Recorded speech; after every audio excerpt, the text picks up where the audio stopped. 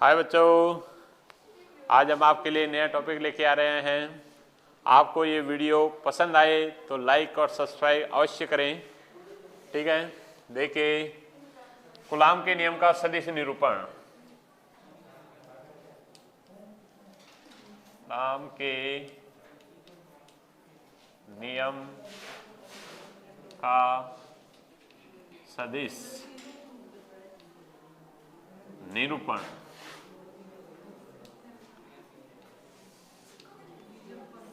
देखिए कूलाम के नियम का सदिश निरूपण कैसे करते हैं उसके बारे में देखिए। मान लीजिए कोई दो आवेश हैं, वो किसी निकाय में स्थित हैं। मान लीजिए एक आवेश है Q1, दूसरा आवेश है क्या है Q2। इनके मूल बिंदु, ये कोई फ्रेम है निर्देश तंत्र, इस मूल बिंदु के सापेक्ष इनके स्थितिक सदिश, इसका स्थितिक सदिश, ये Q1 का स्थितिक सदिश क्या है R1 सदिश है, Q2 का स्थितिक सदिश क्या है R2 सदिश। ये हमने मान लिया, ठीक है। और देखिए उसके बाद में इन दोनों के Q1 से Q2 की ओर दिशा में जाते हैं तो स्थितिक सदिश जो भी है R12, और Q2 से Q1 की दिशा में जाते हैं तो R21 से हमें लिख सकते हैं कि डेल्टा R भी लिख सकते हैं हमें से, ठीक है, डेल्टा R। अब देखिए हमारे पास इसमें अब ये दोनों निकाय हैं, ये एक दूसरे पर क्या है बल लगा रहे हैं, बल आरोपित कर रहे हैं। ये बल कितना होता है, इस Q1 के कारण Q2 पर आवेश पर जो बल लगता है वो इस दिशा में रहेगा, Q1 से Q2 की दिशा में। ये रहेगा F21, 1 के कारण दूसरे पर बल। एक बल Q2 के कारण Q1 पर जो बल लग रहा है उसकी दिशा ये रहेगी, ये बल रहेगा F12, 2 के कारण 1 पर बल। तो हमारे पास देखिए हमें इन दोनों आवेशों के कारण मूल बिंदु के सापेक्ष इनकी स्थिति सदिश है R1 व R2, ठीक है। अब हमारे पास देखिए Q1 आवेश के कारण Q2 आवेश पर लगने वाला बल, Q1 आवेश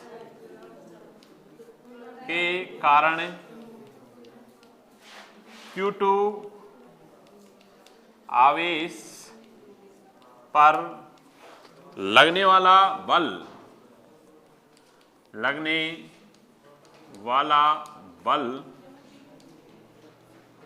वो रहेगा हमारे पास, हमने माना कि वो बल क्या है F21, 1 के कारण Q1 आवेश के कारण Q2 आवेश पर लगने वाला बल क्या है F21। तो हमारे पास ये बल रहेगा F बराबर से Q1 Q2, ठीक है, K/R का स्क्वायर। तो जो R आएगा यहाँ पर R21 सदिश, माने 1 के सापेक्ष दूसरे आवेश के दूरी है, 1 के सापेक्ष दूसरे आवेश की दूरी, ठीक है, इसका स्क्वायर। अगर हम इसको सदिश रूप में लिखते हैं या इसको ये लिख सकते हैं, ये हमारे पास सदिश बराबर से हमारे पास R कैफ और ये रहेगा 21, जहां R कैफ 1 2 के सापेक्ष इस एकांक सदिश है। R कैफ का अर्थ होता है R21 सदिश बटे R21 का परिणाम। इसका मान रखते हैं तो हमारे पास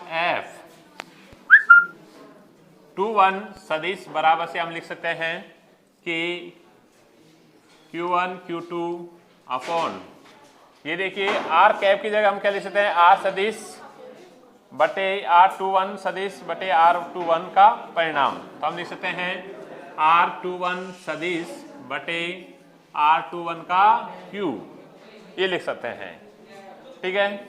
या हम इसको लिख सकते हैं R21 सदिश, R21 को हम लिखेंगे R2 सदिश माइनस R1 सदिश, ठीक है। ये मान रखेंगे, मान रखने पर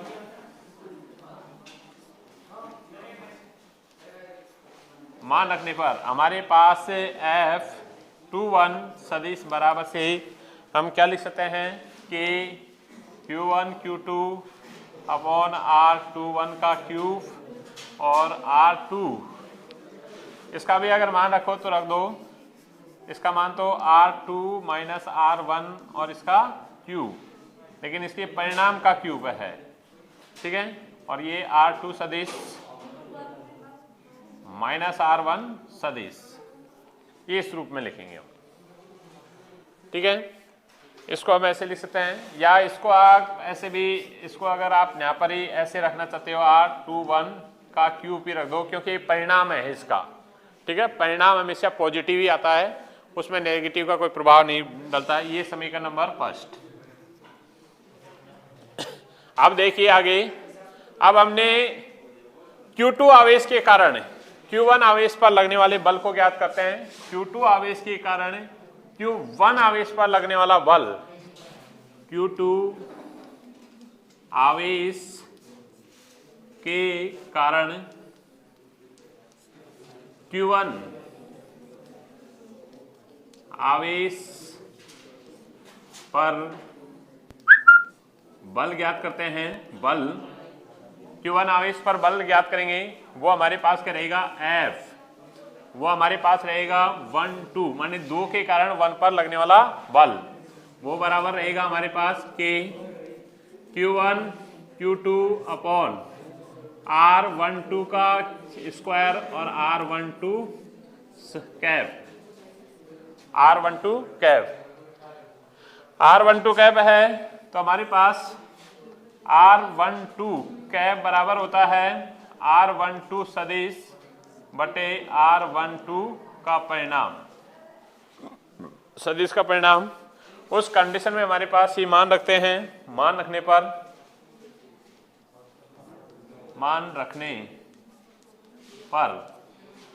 रखते हैं तो हमारे पास देखिए F 12 सदिश बराबर से K Q1 Q2 upon R12 का, देखिए R12 का क्या हो जाएगा, कैप ये रखेंगे तो हमारे पास डायरेक्ट ही रख देता हूँ R क्यूब और R12 सदिश, ये हमारे पास बचेगा। या हम इसको ऐसे लिख सकते हैं, उस कंडीशन में देखिए हमारे पास इसको कैसे लिख सकते हैं,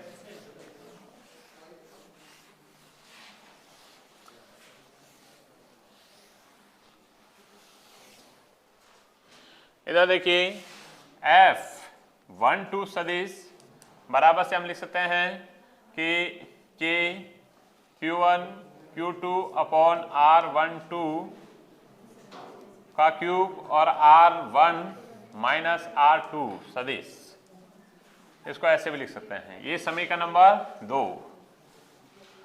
समीकरण 1 हमारे पास है F21 बराबर से किया K Q1 Q2 upon R1 का क्यूब और R2 माइनस R1, और समीकरण 2 हमारे पास ये है। समीकरण 1 और 2 से देखिए, समीकरण 1, अरे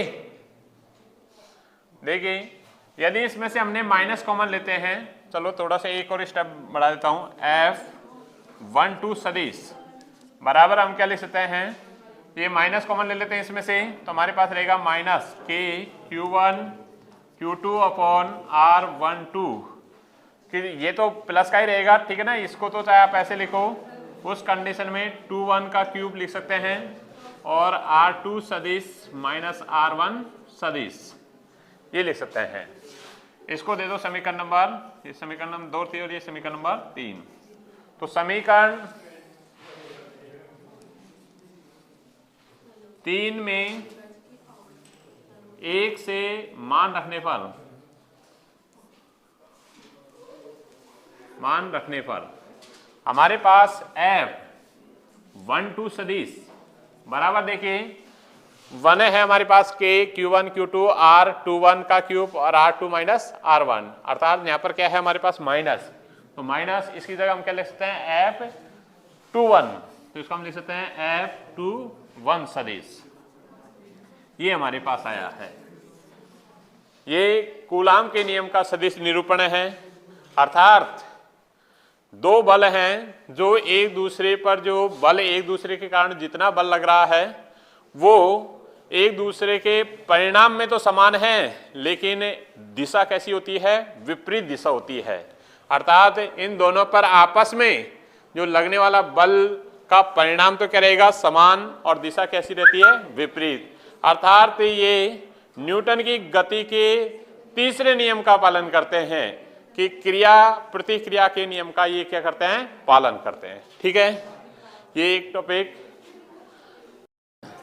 देखिए, अब हम आपको टॉपिक पढ़ा रहे हैं बहु आवेशों के मध्य बल एवं अध्यारोपण का सिद्धांत। किसी निकाय में मान लीजिए n आवेश हैं, किसी निकाय है, सिस्टम है, ये मान लीजिए एक निकाय है, इसमें n आवेश हैं। एक आवेश Q1, दूसरा आवेश Q2, तीसरा आवेश Q3, चौथा आवेश Q4, ऐसे कितने n आवेश हैं? Qn। एक आवेश क्या है? Q0। इनके मूल बिंदु के सापेक्ष स्थितिज सदिश क्रम से इसका R1, इसका R2, इसी प्रकार इसका रहेगा R3, ठीक है ना, ये R0, ठीक है, और इसी प्रकार ये Rn अलग अलग के रहेंगे। अब देखिए, अब नहीं, अध्यारोपण का सिद्धांत है यदि किसी निकाय में n आवेश हैं, उनके कारण किसी एक निकाय पर लगने वाला बल उनके अलग अलग उस निकाय में उपस्थित अलग अलग आवेशों के कारण उस आवेश पर लगने वाले बलों के सदिश योग के तुल्य होता है। इसे हमें अध्यारोपण का सिद्धांत कहते हैं। यदि किसी निकाय में n आवेश हैं तो किसी एक आवेश पर लगने वाला कुल बल उन अलग अलग आवेशों के कारण लगने वाले बलों के सदिश योग के तुल्य होता है। इसे हम क्या कहते हैं? अध्यारोपण का सिद्धांत कहते हैं। माना किसी निकाय में n आवेश हैं, Q1, Q2, Q3, Q4 dot dot Qn, जिनके मूल बिंदु के सापेक्ष स्थितिज सदिश क्रम से R1, R2, R3, R4, ठीक है। एक बिंदु क्या हमने Q0 जिसका मूल बिंदु के सापेक्ष स्थितिज सदिश है, वो क्या है? हमारे पास R0 है। तो हमारे पास इस पर लगने वाला, हमने माना कि Q0 पर लगने वाला कुल बल ज्ञात करते हैं। तो Q0 के सापेक्ष Q1 का स्थितिज सदिश ये हम ज्ञात करेंगे, Q0 के सापेक्ष Q2 का, यानी Q2 के सापेक्ष Q1 का स्थितिज सदिश ज्ञात करेंगे, Q3 के सापेक्ष Q1 का स्थितिज सदिश ज्ञात करेंगे, ठीक है ना। इसके सापेक्ष इसका स्थितिज सदिश ज्ञात करेंगे, Q4 के सापेक्ष भी सदिश ज्ञात करेंगे और Qn के सापेक्ष ज्ञात करेंगे। तो हमारे पास मान लीजिए, माना किसी निकाय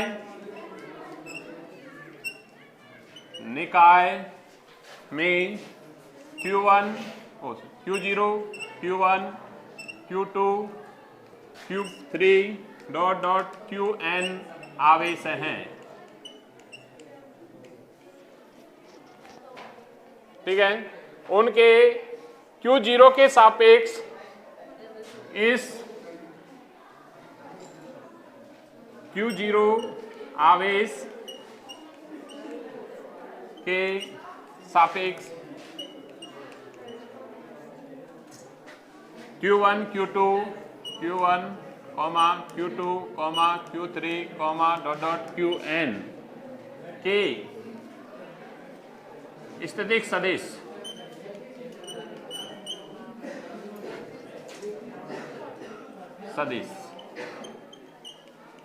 क्रम से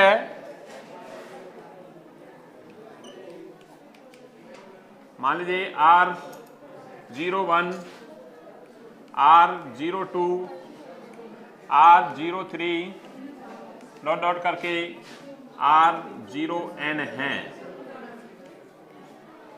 तब Q0 आवेश पर लगने वाला कुल बल, Q0 आवेश पर लगने वाला बल, लगने वाला कुल बल कुल बल क्या है वो हमने मान लीजिए F0 है, ये बराबर रहेगा हमारे पास F0 1 के कारण plus F0 2 plus F0 3 plus F0 4 plus dot dot करके प्लस F0 n। ये अध्यारोपण के सिद्धांत से है, ठीक है, कि Q0 आवेश पर लगने वाले n आवेशों के कारण लगने वाला बल हमारे पास ये रहेगा। अब देखिए हमारे पास Q0 पर Q0 आवेश Q0 व Q1 आवेश Q0 पर Q1 के कारण, सॉरी एक मिनट रुको, Q0 पर Q1 के कारण बल हमारे पास क्या रहेगा F01, ये बराबर रहेगा K Q1 Q2 Q0 Q1 upon R01 का स्क्वायर और हमारे पास R01 का कैप, ये रहेगा। इसी प्रकार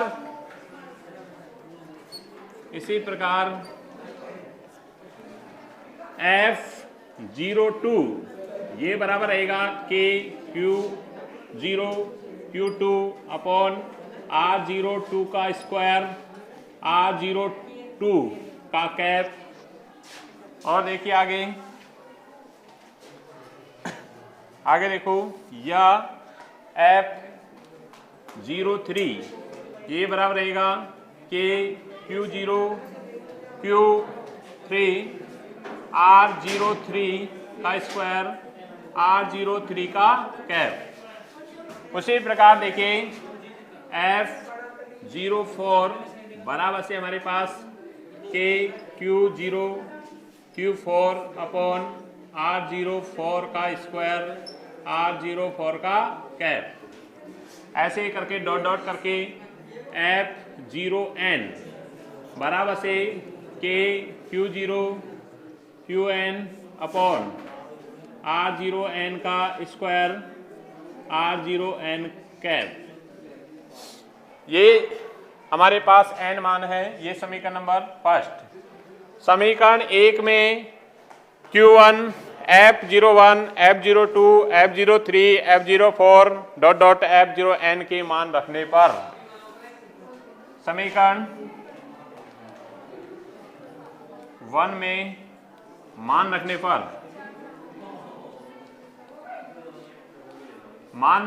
पर हमारे पास क्या आता है, देखिए F0 सदिश बराबर से हमारे पास रहेगा, देखिए उस कंडीशन में हमारे पास रहेगा F10 क्या है K Q0 Q1 upon R01 का स्क्वायर R01 का cap plus K Q0 Q2 upon R02 का स्क्वायर R02 का कैप प्लस इसी प्रकार K Q0 Q3 R03 का स्क्वायर R03 का कैप प्लस डॉट डॉट करके प्लस n के लिए K Q0 Qn upon R0n का स्क्वायर R0n कैप, ये लिखेंगे। उसके बाद में देखिए यह हमारे पास F0 बराबर से हमारे पास, देखिए इसमें से K और Q0 कॉमन आ रहा है, तो K Q0 हमने कॉमन ले लिया। हमारे पास जो बचा है वो देखिए Q1 और R01 का square R01 cap plus Q2 upon R02 का स्क्वायर R02 का कैप प्लस Q3 बटे R03 का स्क्वायर R03 का कैप प्लस डॉट डॉट करके प्लस Qn बटे R0n का स्क्वायर R0n का कैप, ये हमारे पास रहेगा। ठीक है, सॉरी आगे देखो हमारे पास क्या रहेगा। अब हम इसको Q1 R01 का स्क्वायर, R01 का कैप, Q2 R02 का स्क्वायर, R02 का कैप, Q3, इसको हमें ये क्या है, सभी का योग है, तो इसको हम ऐसे लिख सकते हैं F0 सदिश बराबर से K Q0, और हम लगा सकते हैं सिग्मा हमारे पास करेगा Q I अपॉन R0I और R0I का कैप, जहां पर I बराबर क्या है 1 to n हमारे पास है। ठीक है, तो ये हमारे पास इस प्रकार हम इसको लिख सकते हैं। ये क्या है, अध्यारोपण का सिद्धांत है। देखिए वापिस समझिए, अध्यारोपण का सिद्धांत क्या है कि जब किसी निकाय में दो या अधिक n आवेश हैं, मान लीजिए n आवेश हैं, तो उन n आवेशों के कारण किसी एक आवेश पर लगने वाला कुल बल उन अलग अलग आवेशों के कारण लगने वाले बलों के सदिशियों के तुल्य होता है। अर्थात हम कह सकते हैं, माना किसी निकाय में n आवेश हैं, उनके R0 एक आवेश है, Q0 आवेश के सापेक्ष Q1 Q2 Q3 Qn आवेशों के स्थितिक सदिश क्रमशः R01 R02 R03 R0n है। Q0 आवेश पर लगने वाला कुल बल क्या रहेगा, तो हमारे पास F0 F01 सदिश F02 F03 F04 F0n। Q0 पर Q1 के कारण लगने वाला बल, तो F01 का सदिश बराबर K Q01 Q1 और R01 का स्क्वायर R01 कैप। यहाँ पर R01 कैप क्या है, ए Q0 से Q1 की दिशा में एकांक सदिश है। क्या है, एकांक सदिश। इसी प्रकार F02 लिख सकते हैं, F03 लिखा है, F04 लिखा है, F0n। ये सभी मान हम किस में रखते हैं, समीकरण नंबर 1 में। तो हमारे पास F बराबर से ये मान रखने पर हमारे पास ये आता है, और उसके बाद में हमने K और Q0 कॉमन लिया है, तो हमारे पास ये बचा है Q1 R01 का स्क्वायर, Q2 R02 का स्क्वायर, R0 कैप, Q3, तो हमारे पास ये मान बचा है। इसको हम सिग्मा रूप में लिख सकते हैं, तो हमारे पास F0 बराबर K Q0 सिग्मा I बराबर 1 to n QI बटे R01 का R01 कैप, ये अध्यारोपण के सिद्धांत को व्यक्त करता है। धन्यवाद। जिन्होंने भी हमारे चैनल को लाइक और सब्सक्राइब नहीं किया है, वो लाइक और सब्सक्राइब अवश्य करें।